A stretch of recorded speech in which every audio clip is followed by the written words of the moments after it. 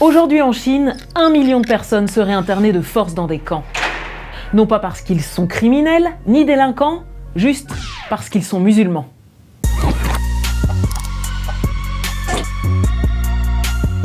Les Ouïghours, ce sont des Chinois, musulmans, turcophones. Une minorité de 11 millions d'individus qui vit sous haute surveillance.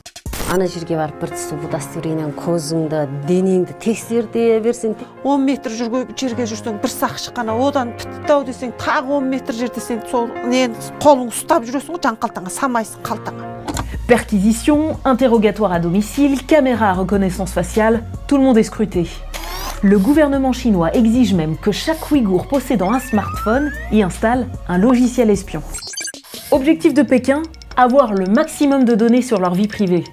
Là vous vous dites, mais pourquoi se donner autant de mal? Eh bien parce que les autorités chinoises veulent garder le contrôle de ce territoire. Le Xinjiang, c'est au nord-ouest de la Chine, c'est grand comme 3 fois la France, c'est là que vivent les Ouïghours, et c'est surtout une région essentielle pour l'économie chinoise, car très riche en pétrole, or, argent, charbon, gaz naturel et uranium. Surtout que par le passé, les Chinois en ont perdu 2 fois le contrôle. Et ils n'ont pas l'intention de laisser les Ouïghours avoir leur indépendance.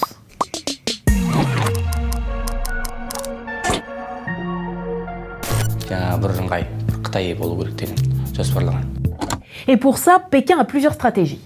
Numéro 1, occuper le territoire. Comment? Avec de grandes campagnes de colonisation forcée par l'ethnie majoritaire en Chine, les Han.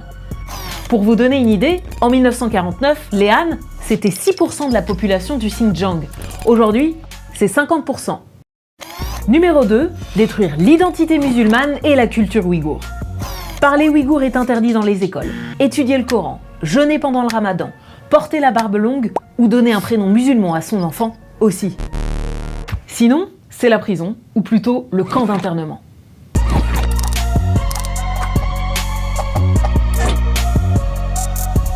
Apprentissage intensif de l'idéologie communiste, dénonciation des proches, torture, renonciation à l'islam qui est considéré comme une maladie. En Chine, on appelle ça de la rééducation. Le tout sous couvert de lutte antiterroriste. Ces mesures de prévention et de lutte contre le terrorisme et l'extrémisme religieux ont pour but la stabilité sociale et le bien-être de toutes les ethnies du Xinjiang. Ah bah si c'est pour le bien-être. Pour nous suivre, c'est par ici.